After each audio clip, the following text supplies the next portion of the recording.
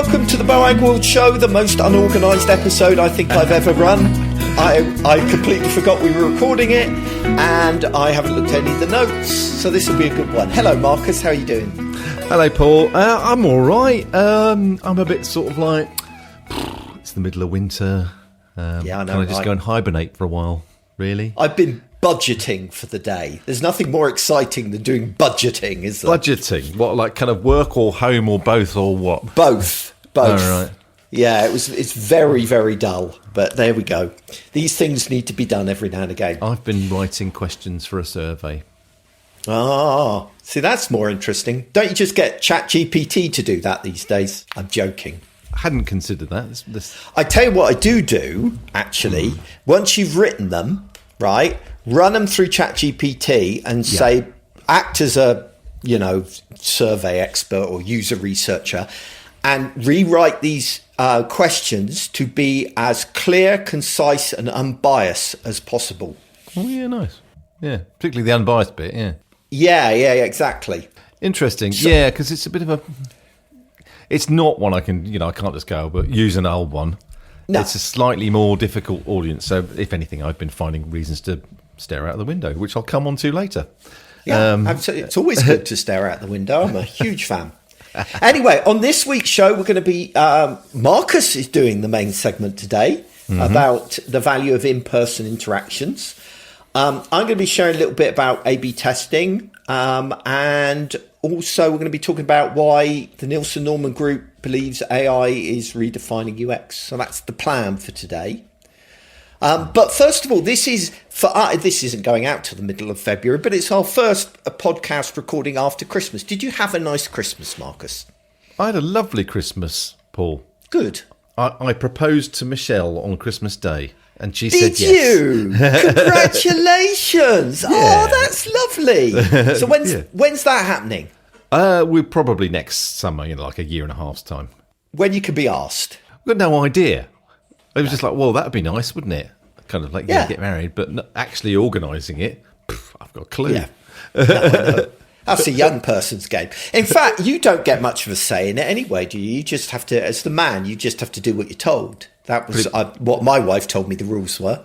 Pretty much. You'll do the music, I bet. I'll definitely do the music, although that's quite a tricky one because I've got lots of music-y friends and it's like, well, I don't know. Yeah. Already, it's like I've got no idea. Yeah.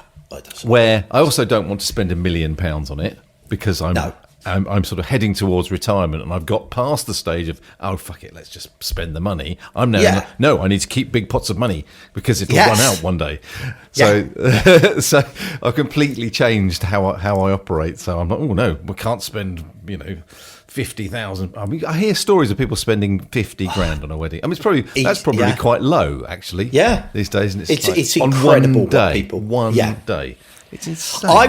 Our attitude was to spend as little as possible on the wedding and as much as possible on the honeymoon, right? Yeah. Why spend that money on other people when you can spend it on yourself? Yeah. Also, we know a lot of people, which makes it really hard. You being one of them, Paul. Yes. Well, I'm not going to spend loads of money on you, Paul, so obviously... No, exactly. That would be a truly terrible idea. I won't be at all offended if you don't invite me. My wife will be, but I won't be because I hate weddings with a passion. But I probably would turn out for you, I suspect. How can you hate weddings? That is the most miserable thing I've heard. I mean, they're surely... I mean, all right, you don't want to go to one where there's loads of fights or anything like that, which I'm sure does happen. But generally speaking, or you don't want to go to one when you don't know anyone except one person. That's rubbish. Yes. But generally, they're brilliant. Come on. I saw Simon Anstell did a really good stand-up once on this subject. And he said that he thinks it's arrogant and ridiculous to have a wedding because you've already been living together for years, right? So basically, one day you've just decided to go, we must announce our love to the world and everybody must gather to see us announce our love to one another. Absolutely. And give us presents. And for some reason, I have to travel to wherever you are getting married. Although it won't be that far, so that's fine. It's not far. I'll turn up for yours. Yours will be near. That's okay. Exactly. We're only up the road. And Yeah, and the other Headscape people will be there. Yeah, that'll be nice. That will be nice. I will. We're just thinking, do something very kind of small and very family, and then just have a massive party. Yeah, in a big tent or something. But, yeah. I like that plan. Yeah. Oh, well, I was going to talk about the fact that I spent my Christmas playing I trumped you.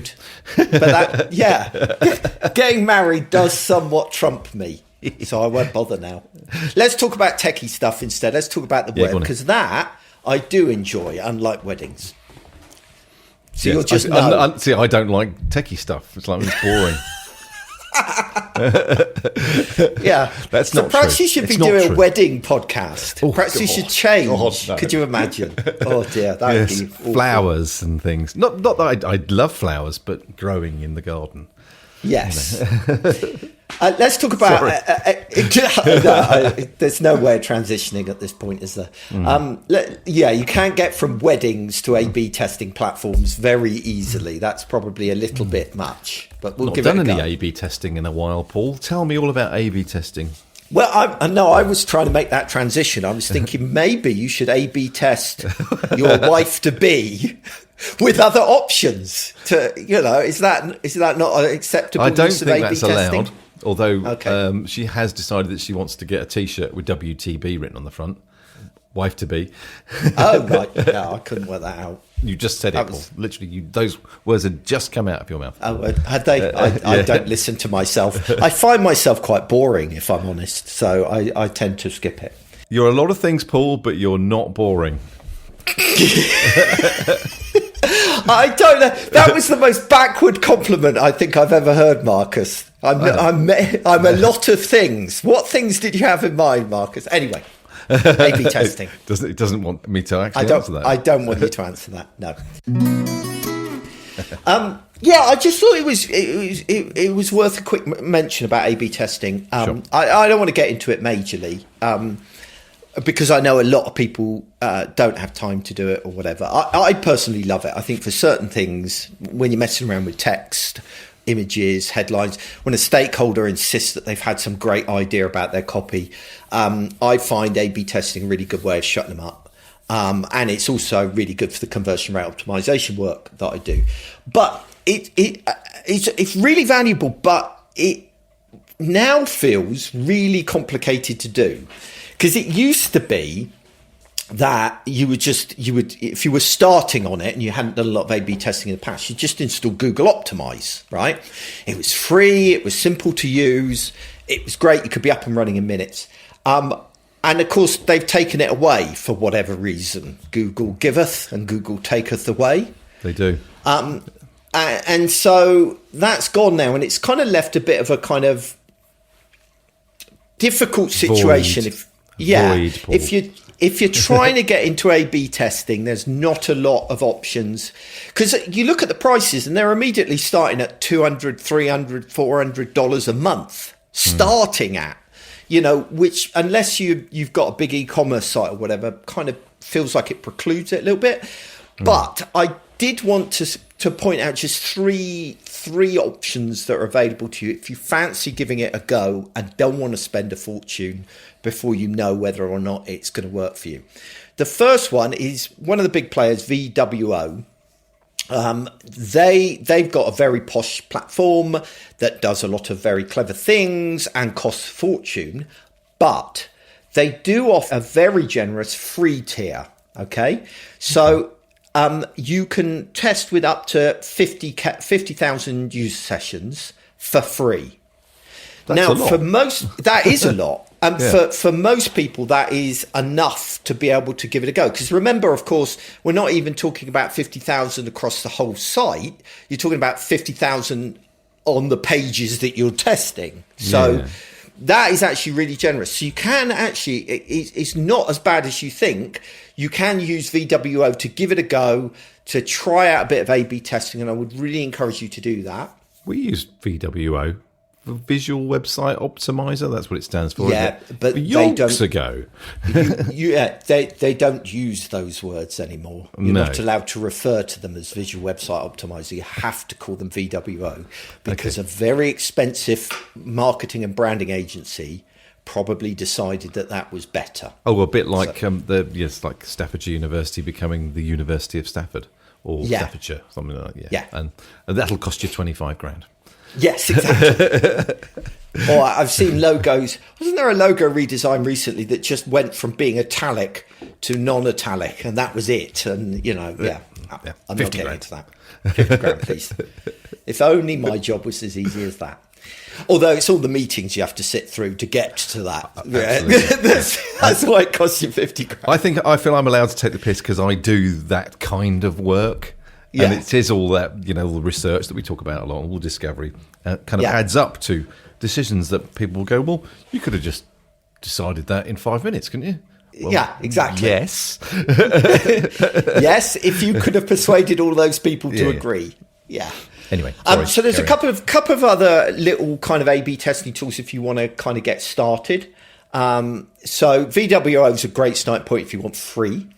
There is a platform called Crazy Egg that you might want to check out as well. I'll put all of these in the show notes, which will be boegg.world/012. Crazy Egg has basic A/B testing. It's not as good as VWO, to be honest, unsurprisingly, because it's ridiculously cheap. But what it does have is a load of other tools like things like heat maps and that kind of stuff in it. So it's worth checking out Crazy Egg.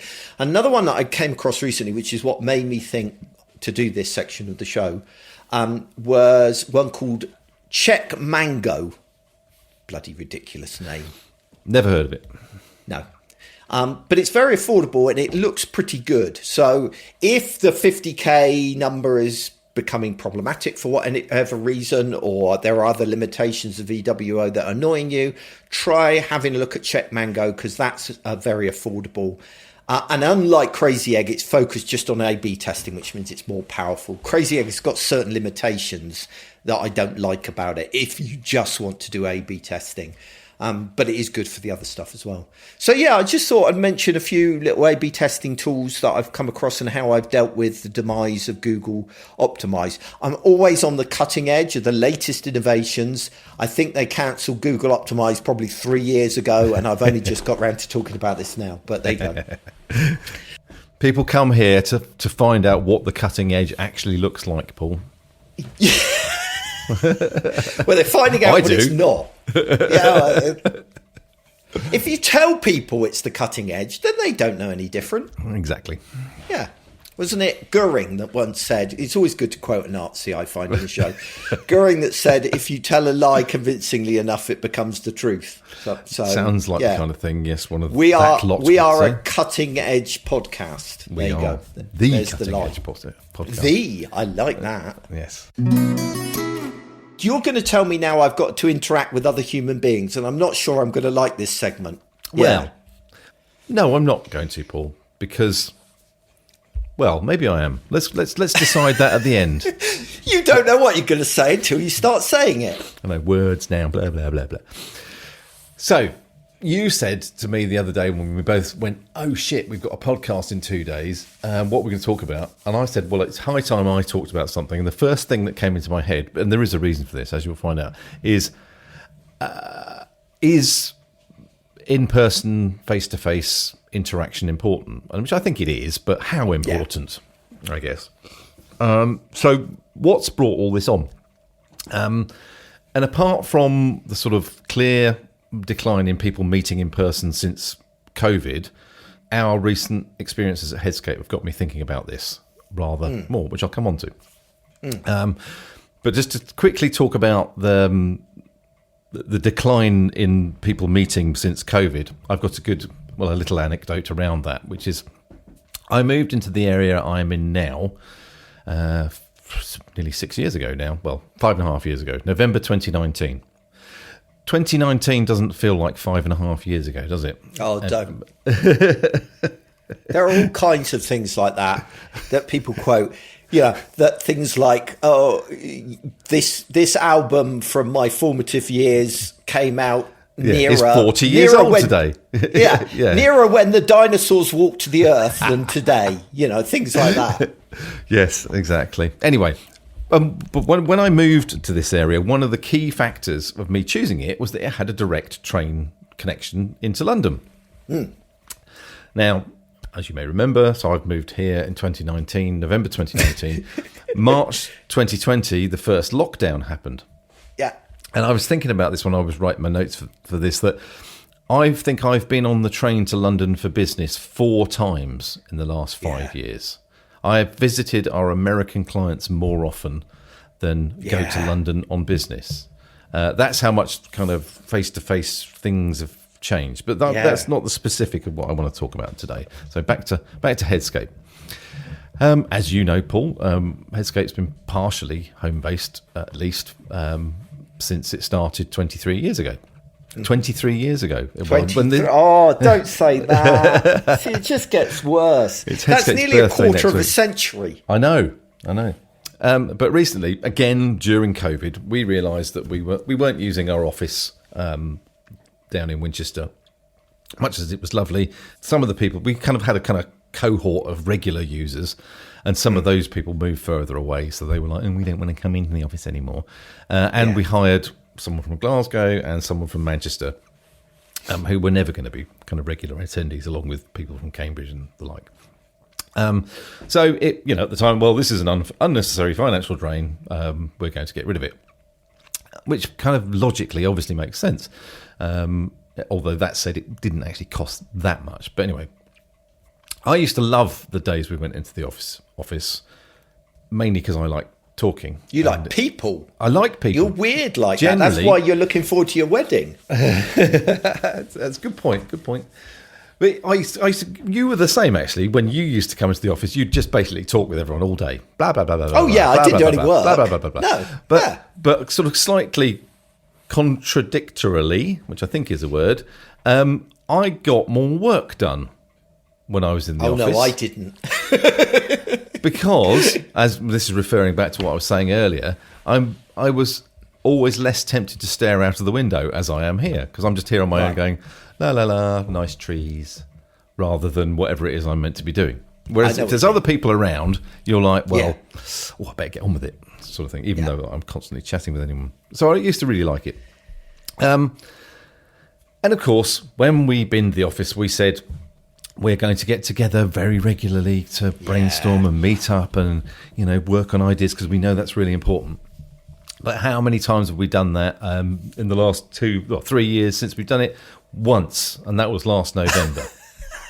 we meet up for Christmas do, but that doesn't count. That's not working. But so I'm finally getting to the point, actually. So I think we and I think everyone professionally is getting better at meeting and chatting via online meetings, like we're doing now, Paul. We used to meet up to record this podcast sometimes. We did. Quite often. But now we're all much more used to doing this kind of thing and doing it more effectively than maybe we used to.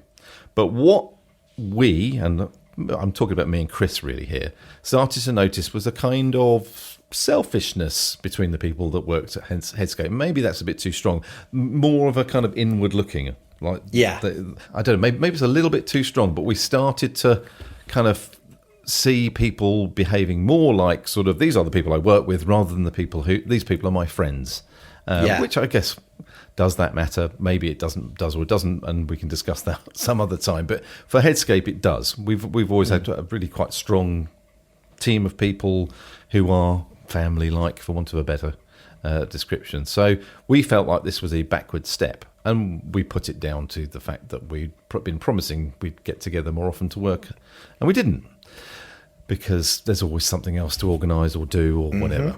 Anyway, so we said, right, that's it. We're going to organise a regular meetup, which we started last November when we went to Bath, and we're going to pick different places to go. Yeah, we had a great time. We did.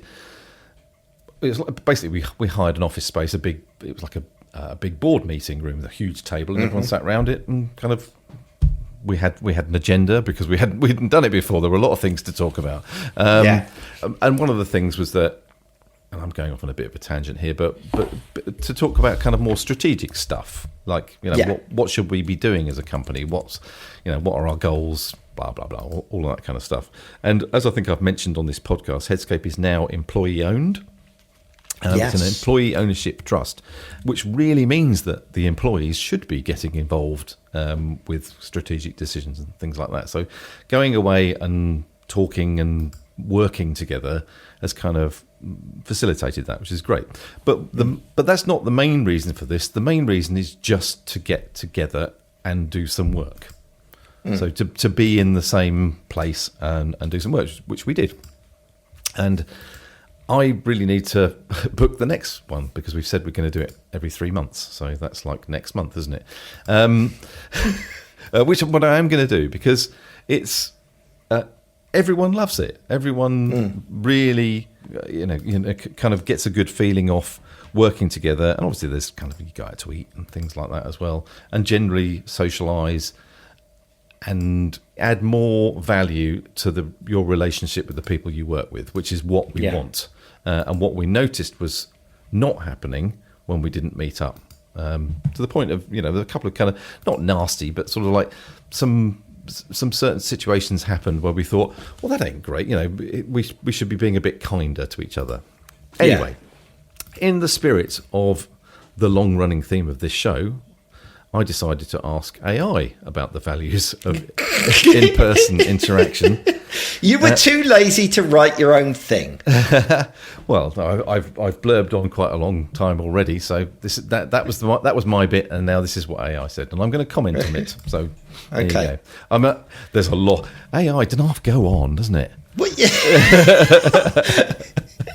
yes, it can do. That is very true. I don't disagree. So I'm going to skip over quite a lot of this. And there's a definite theme that comes out of this. But anyway, it starts off by saying, this is ChatGPT. In-person interaction offers a range of valuable benefits that enhance communication, relationships, and productivity. So, yay, it agrees. Yeah. It's certainly an important thing. And then it goes into basically the key values of in-person interaction, of which there are 20. So I'm not going to spend ages on loads of these. First thing it says is enhanced communication, which is non-verbal cues, tone and emphasis. Mm-hmm. Basically, without face-to-face, you can't read body language. You can't understand people's expressions and things like that. But I don't actually think that's what I'm talking about here, because you can do that over Zoom, over Teams or whatever. Yeah. So, but moving on to point 2, the next one, stronger relationships and trust. It says physical presence helps build stronger connections and trust between individuals, blah, blah, blah, blah. That's exactly what I'm talking about. Yeah. I'll go over the rest of the list, but that's kind of, there are a couple of outliers on this, but basically they're between those two things. They're saying being face-to-face means that people understand each other better, but I think that can happen via a camera. But you get more value. There's a stronger connection if you're in person, which brings trust, which is obviously a good thing. To keep going, immediate feedback. That's something which you get via an online meeting, but a deeper emotional connection is something that you're going to get via an in-person meeting. What we got? Number 5, improved focus and engagement. In-person conversations often minimise distractions, leading to higher levels of focus and attention. I think that's kind of relating to things like brainstorming being better in person. I would agree. Yeah, and I think it's also going back to that thing that you were saying about when you went in the office and there were other people around, you felt like you had to actually do some work. There is something there's more accountability face to face. I think maybe that's a part of it. Yeah. And you reinforce one another when you've got other people working on the same task with you at the same time. That drives one another on. So when one of you's flagging, the other one picks up, and that kind of thing, I also know that, and obviously this is no one at Headscape, but I also know that people attend meetings and don't pay any attention to them. They're working on their project. I know, right? I've seen people do that. I've seen people disgraceful. Do that. It's awful. I've never done it myself, obviously. I'm not doing it right now while you're doing your boring talking bit. Now, aren't you? But one of your skills is to be able to multitask. Clearly, Paul. You were saying about earlier on what things that you. Oh, I see. Yeah. Right. Okay. Better conflict resolution. Handling conflicts in person allows for a more constructive and empathetic approach. Non-verbal cues such as body language, same thing as before, basically. Yes, okay, but I think you can do that in a online meeting. But again, the next point, stronger social bonds. In-person interactions help create lasting personal and professional relationships. Well, that's exactly what I'm talking about here. And I guess it hadn't really dawned on me, and really, this is the whole point of this. I'm actually going to jump pretty much towards the end because I'll keep repeating. AI repeats itself quite a lot. It does. It says the same thing in slightly different ways. You know, stronger personal, professional networking. Authentic conversations. These are all kind of covered in some ways by the things that we've said all before. Very true, mine. I mean, it's an impressive list. Yeah, belonging and community, for me, it's the mental health benefits, right? Yeah. You know, although I moan about other people, I don't like other people. I still know it's good for me to spend time with other people. And I to the point of actually, I think it was damaging us not meeting up in person, and yet we talk to each other like this all the time. I think historians or sociologists or somebody will look back on COVID and the fundamental changes that it had to society alongside things like Zoom meetings and that kind of thing, which all came together at the same time. And we'll see it as quite a damaging period. I don't think it's good for us personally. And especially from a work point of view, there is huge value of networking and spending time with people and going to, I mean, there's a lady in our agency academy who we were all gobsmacked at because she does something like 4 in-person networking events per week. What? Right? Yeah, I know. And she really believes in it as both from a relationship building point of view, a sales point of view, and all of the rest of it. And she, you know, I think she's right. I mean, 4. She's she's a workaholic. She's incredibly efficient. You know, amazing woman. But you know, the idea of actually going into these things, I think, is really important, both from a career development point of view, a social point of view, a learning point of view as well, you know, because you're exposed to all kinds of stuff that you wouldn't otherwise be exposed to in those kind of casual conversations that, you know, you don't have online in the same way. Yeah, I mean, this is focused very much for me. This whole sort of piece is focused on me noticing that the relationships between the people that work at Headscape had kind of deteriorated a little bit. I mean, it does, you know, it wasn't like people were fighting or anything. It just wasn't as good as it was. And that was a bit of an eye-opener. So I thought, well, I'll talk about that. But yeah, Chris and I are going to a conference in February. And we have to force ourselves to do it. Yeah. But every time you go, it's like, well, wasn't that brilliant? And you talk to people that you haven't seen for years. You learn stuff that you get enthused about, and you know, you're not saying I want to retire every other day. Like I've been saying quite a lot recently. Yeah, I mean, you are entirely right, and this has left me going, I need to make more of an effort with this, especially as someone who works on your own solo. Yeah. Because you said at the start, you know, am I telling you to go out? And I'm not, but then actually I think... No, you are. Yeah, you are. And rightly so, I think. And, you know, for me, because there will be a range of people listening to this. There will be some like you who run an agency. And for those people, I absolutely, you know, agree for all the reasons that you've said. But I think if you work in-house... Obviously, you're networking with your colleagues and stuff like that. Maybe you do face-to-face stuff. But I would also encourage people, whatever situation you're in, to try and do in-person professional networking type events, whether it be meetups or conferences or stuff like that, to meet people that are struggling with the same stuff that you're struggling with in your role, because there's not normally a lot of people doing your same role within a company. You know, you are the UX person or the user researcher. So going and meeting other people in person that are doing these kinds of things, I just think is invaluable. And I was moaning about this on LinkedIn recently as well, that the trouble with the way that we learn these days, it's all via things like we have a question, so we ask ChatGPT or we search on it.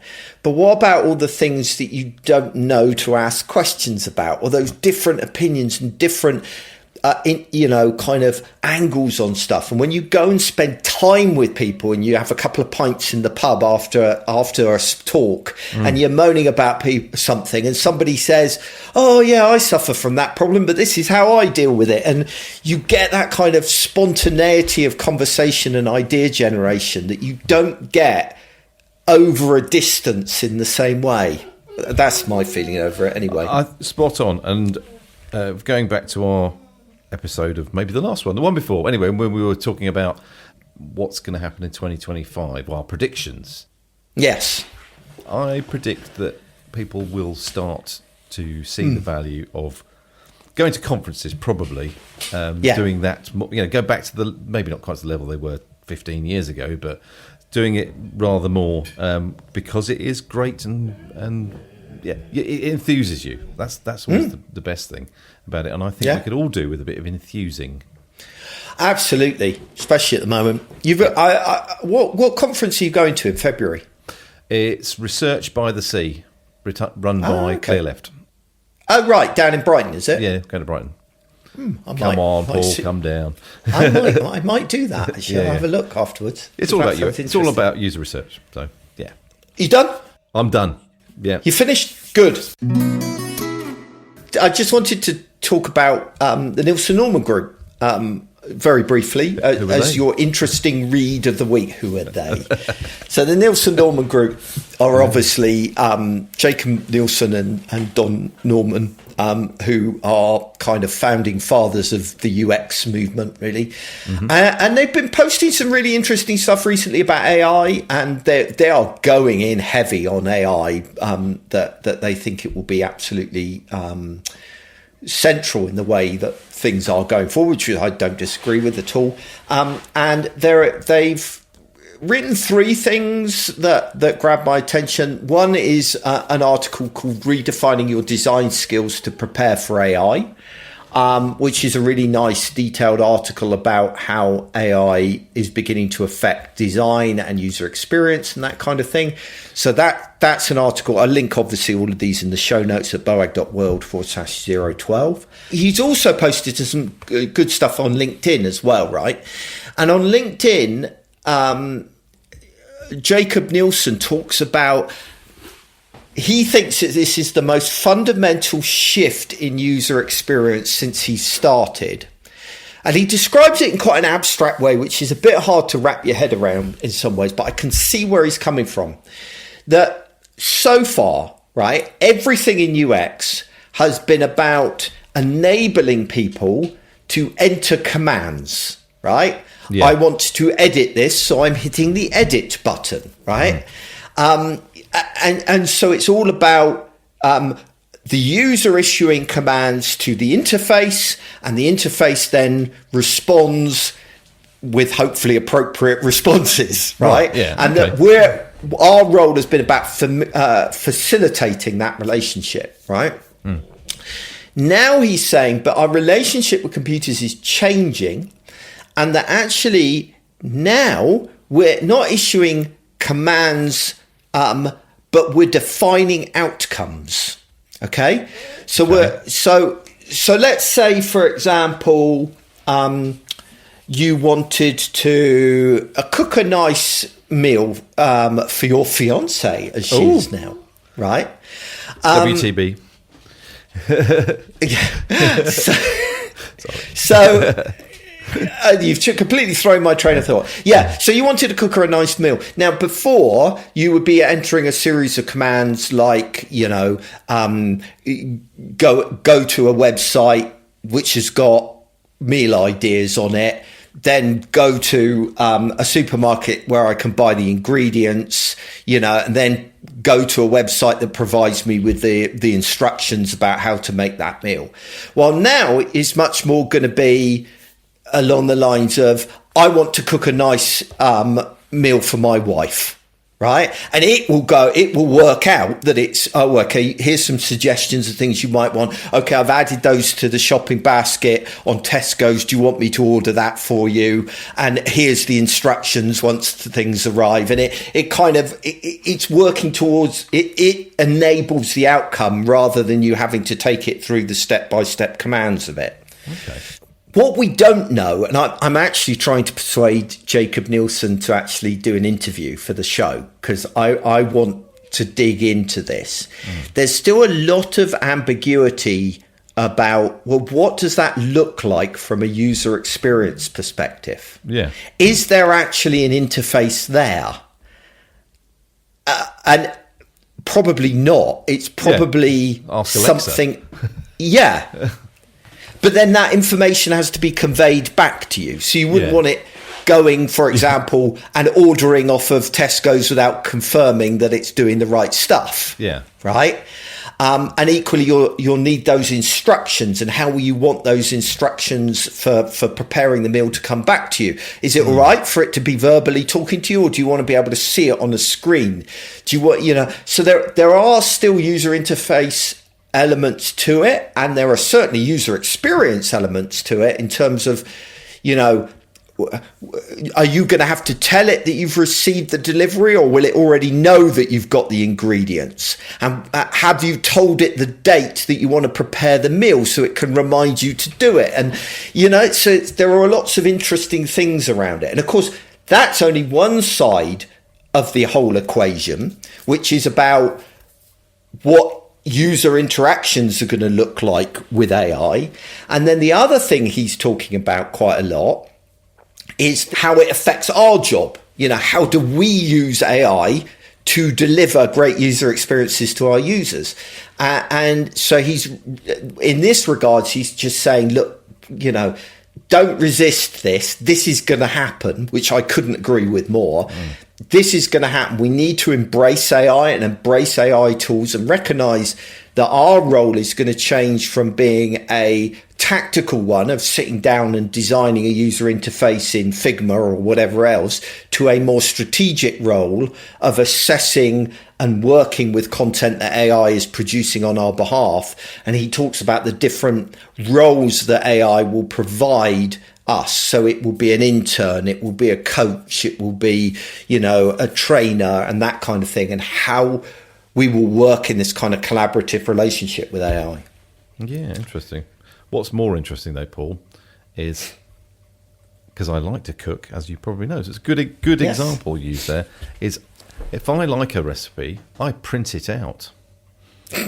Yes. So, but AI could know that about me and print it out rather than putting it on a screen for me somewhere. Or you might get to a place where you just go, can you remember that recipe as one of my favorites? And then next time you go, I don't know what to cook, and it says, well, what have you got in your fridge? And then you go, well, I've got these things, and it goes, well, you said you like this recipe and you've got the ingredients for it. That's a really good example. Because what AI can do that we can't do is see the really big picture. Yeah. Like, it's large, isn't it? It's a large language model. Yeah. Whereas we're great at seeing patterns and all that kind of thing. But yeah, it's like we won't think to kind of like, go and look at every item in the fridge and compare that to all of our recipes. It's just not going to happen. Yeah. Ever. So, another great example of that is I bookmark stuff all the time. I see something online and I bookmark it, and then immediately forget that the bookmark exists and forget what the thing was. Exactly. And look at bookmarks and go, what does that mean in the little kind of list of bookmarks? I'm like, I don't know what that is.